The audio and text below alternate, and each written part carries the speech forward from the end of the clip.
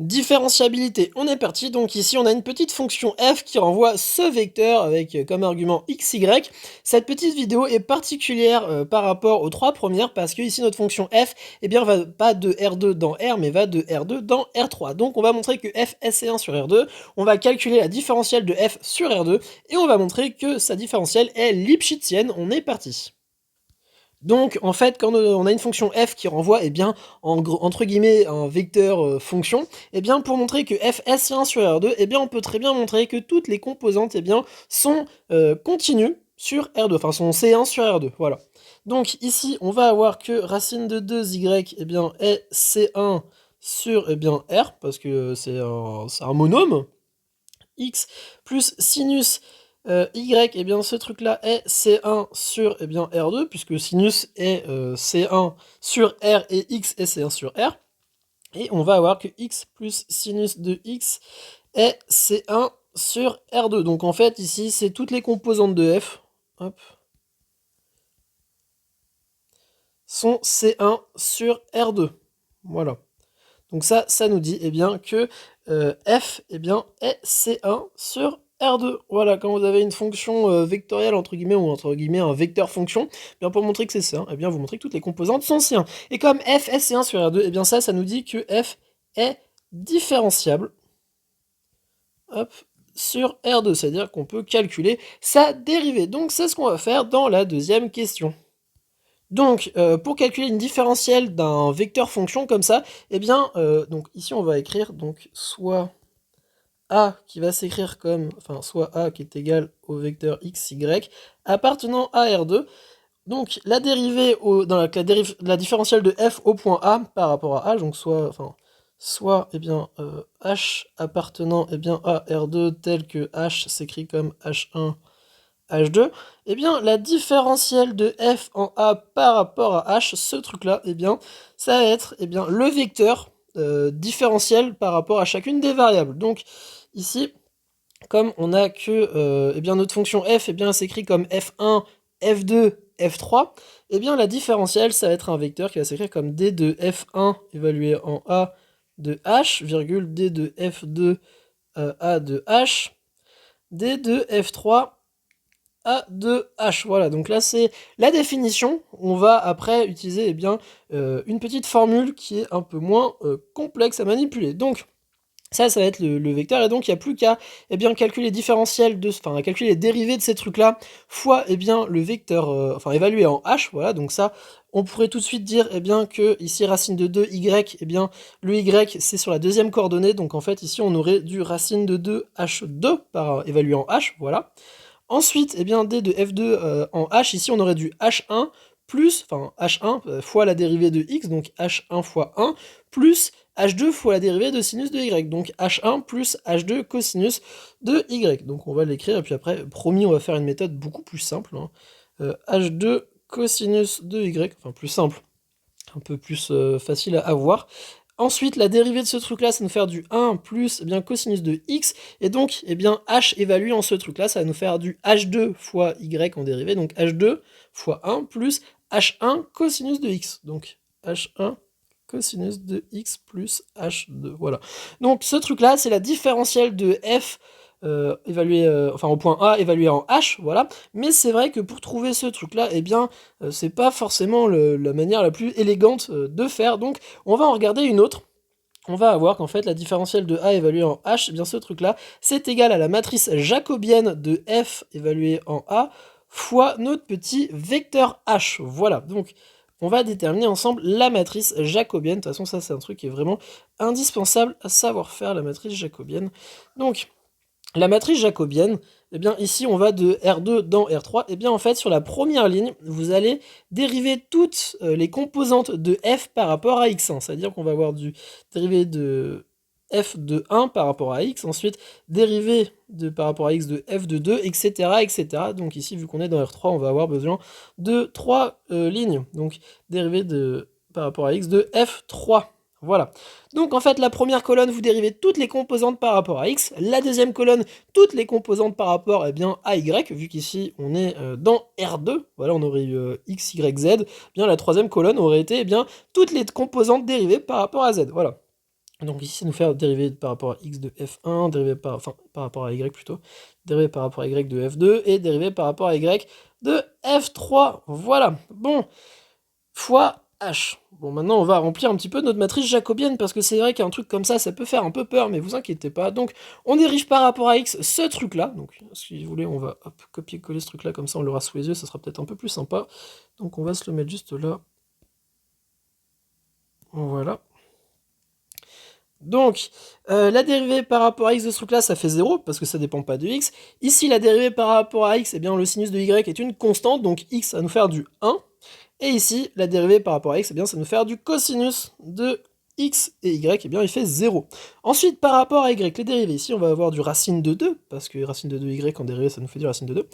Ici, ça va nous faire, eh bien, du cosinus de y, et ici, ça va nous faire eh bien, du 1, voilà, fois le vecteur eh bien, h qui s'écrit comme h1, h2, voilà. Et donc maintenant, eh bien, quand on calcule ce petit truc-là, eh bien, ça va nous faire un petit vecteur, donc 0h1 plus racine de 2h2, voilà. Ensuite, h1 plus eh bien, h2 cosinus de y, et ensuite h1 cosinus de x, plus eh bien, 1 fois h2, voilà. Et donc, ce truc-là, c'est notre dérivée, c'est notre différentiel de f en a par rapport à h. Et donc, quand on compare avec les deux trucs qu'on avait trouvés, donc le truc qui se trouve juste ici, ce truc qui se trouve juste ici, eh bien, on obtient eh bien, le même vecteur dérivé, voilà. Donc c'est plutôt une bonne chose. Je vous laisse comparer. Voilà, c'est exactement pareil. Donc deux manières de faire. Soit vous passez par la jacobienne et vous vous prenez pas la tête et paf, ça vient tout seul. Soit, eh bien, vous essayez de faire deux têtes un peu plus rapides. Mais c'est vrai que la matrice jacobienne en termes de rédaction est attendue par les profs parce que ça fait partir des formules et c'est important. Voilà.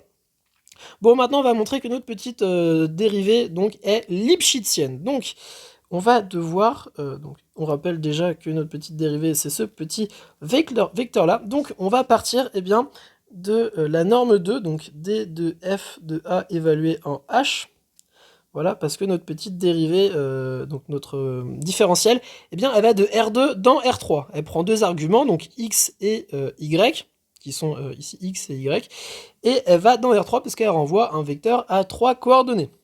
Donc, pour montrer qu'une fonction est lipschitzienne, eh bien, quand on va de R2 dans, par exemple, R3, eh bien, en fait, on va prendre la norme usuelle de R2, donc pourquoi pas, eh bien, la norme euclidienne, et puis après, ça va renvoyer un truc dans R3, voilà. Et le truc en question ici, ça va être la norme 2, parce que, vous allez voir, ça va très très bien se comporter, voilà. Donc, on va pouvoir y aller, la norme 2 de ce truc-là, eh bien, ça va nous faire, eh bien, toutes les coordonnées élevées au carré sous une énorme racine. Donc, ça va nous faire, eh bien, la racine de ce gros truc-là. Et vous savez quoi, pour pas se prendre la tête avec la racine et pour que ça soit un peu plus agréable à manier, on va tout prendre au carré. Donc, on va prendre la norme euclidienne au carré, comme ça, la racine, elle saute, et donc, on se retrouve seulement avec racine de 2, h2, eh bien, au carré, plus h1 plus h2 cosinus de y, le tout au carré, plus h1 cosinus de x plus h2 au carré, voilà. Et donc ce truc là, on va tout de suite se débarrasser des cosinus de y. Ouais, non, on va plutôt développer, on va éviter d'aller trop vite, histoire de garder tout le monde concentré. Donc ça va nous faire du 2h2 au carré, plus, eh bien ici du h1 au carré, plus h2 au carré, hop, h2 au carré, cosinus carré de y, plus 2h1, h2, cosinus de y, plus h1 au carré, cosinus carré de x, plus h2 au carré, plus eh bien h1, h2, cosinus de x. Voilà. Et donc, il y a des petits cosinus qui traînent, et bien on va majorer les cosinus carrés et les cosinus bien par 1. Voilà, comme ça on se débarrasse de tous les cosinus et de tous les sinus pour que ça soit plus agréable. Voilà, de toute façon le projet à la fin c'est qu'on arrive à montrer eh bien, que ce truc-là est plus petit que h en norme. Voilà, parce que ici on va faire apparaître eh bien, la tête de la propriété d'être lipschitzien. Donc on veut seulement une norme de h. Donc ici, on n'a plus que des h1 et des h2 partout, donc c'est bien parti, il faut juste qu'on se débarrasse des cosinus de x et cosinus de y. Donc, ça nous fait du 2h2. Donc là, on majore tous les cos par 1. Donc, plus h1 au carré, plus h2 au carré, plus 2h1, h2, plus h2, enfin h1 au carré, plus h2 au carré, plus h1, h2. Et là, j'ai oublié un petit 2. C'est terrible. Plus 2h1, h2. Voilà, donc on va réunir tout le monde ensemble. Donc 2h2 au carré, donc plus 1 en 3, 4, donc 4H2 au carré, plus en H1, on va en avoir 1, 2, donc plus 2H2 au carré, plus 4H1H2, vu qu'ici on a 2 ici, et donc je vérifie. Et donc ici, ce qui nous embête un peu, eh bien, c'est le 4H1H2, parce qu'on aimerait bien avoir une somme de H1 et de H2 au carré. Donc là, on a un produit de H1, H2, on va devoir s'en débarrasser. Donc ici, on va passer par une petite formule qu'on va utiliser, mais d'abord, ici, H1 et H2 au carré, enfin, H1 et H2, ils sont au carré, donc ils sont positifs, mais on ne sait pas le signe de H1 et de H2, donc ils peuvent très bien être positifs, très bien être négatifs, donc on va pas se prendre la tête avec ça, on va majorer eh bien, cette égalité-là par la valeur absolue de ce truc-là, donc 4H2 au carré plus 2H2 au carré plus 4, valeur absolue de H1, H2, voilà, pourquoi on fait ça? Eh bien parce que pour faire des inégalités, eh bien c'est bien d'avoir que des termes positifs, on se prend moins la tête. Voilà. Donc les gars, si vous vous demandez comment j'ai toutes ces idées, eh bien c'est simple en fait, on veut juste majorer par une somme de H1 et de H2 au carré, donc on y va en mode gros bourrin, il n'y a pas à réfléchir, vous majorez, mais à foison, vous y allez de manière hyper forte avec gros coup de marteau pilon. Donc ici on majore avec une valeur absolue sans se prendre la tête, voilà. Et donc ici, eh bien maintenant on va devoir relier eh bien, une formule avec la valeur absolue de H1, H2 et eh bien H2 au carré et H1 au carré. Donc pourquoi ici on a deux... Attendez, qu'est-ce qui se passe? Attendez, oulala, H1, il y en avait un seul ici, donc là c'est un H1, pardon. Hop, H1. H1. Voilà. Donc maintenant on va regarder eh bien notre petite formule, et bien la valeur absolue de x moins la valeur absolue de y au carré, ce truc-là, et bien ça nous fait, donc déjà ce truc-là c'est positif, hein.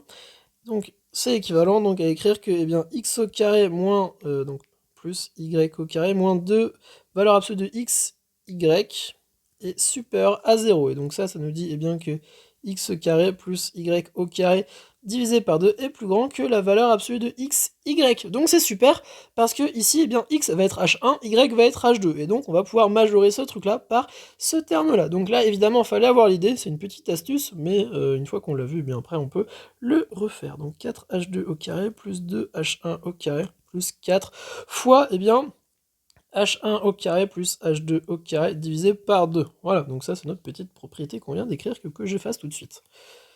Hop hop hop. Et donc 4h2 au carré plus 2h1 au carré plus, eh bien 2h1 au carré plus 2h2 au carré. Et donc ce truc là, ça nous fait du 6h2 au carré plus 4h1 au carré, voilà. Et donc c'est super parce que ici on est en norme 2, donc en fait l'idéal ça serait de majorer ce terme-là par eh bien, la norme de h eh bien, au carré. Voilà, donc la norme euclidienne de h au carré, eh bien ce truc-là c'est très exactement égal eh bien, à h1 au carré plus h2 au carré. Voilà, et donc, comme on veut faire apparaître eh bien, une constante devant, une constante alpha, eh bien l'idée, ça serait qu'on ait le même nombre en facteur de H1 et de H2. Donc là, on a du 6 et 4, donc, eh bien, c'est pas cool. Donc, ce qu'on peut faire, eh bien, c'est faire apparaître, eh bien, pourquoi pas, majoré par 6H2 au carré, plus, eh bien, on rajoute un plus 2H1 au carré, donc ici, ça nous fait du 6H1 au carré. Donc, on pourrait factoriser par 6 et après passer à la racine, on aurait une racine de 6 qui se balade, mais on peut se la jouer de manière un peu plus élégante en restant dans les entiers. Et donc là on pourrait très bien s'arrêter à 6, mais on peut très bien majorer 6h2 au carré par 9h2 au carré, et 4h1 au carré par 9h1 au carré, comme ça après par passage à la racine, eh bien ça nous ferait du 3 en facteur, ça serait quand même plus élégant. Donc on va factoriser par 9, donc 9, eh bien h1 au carré plus h2 au carré, et donc ça c'est 9 fois la norme de h au carré, la norme euclidienne. Voilà, donc c'est super. Donc pour résumer, donc ça on va pouvoir effacer.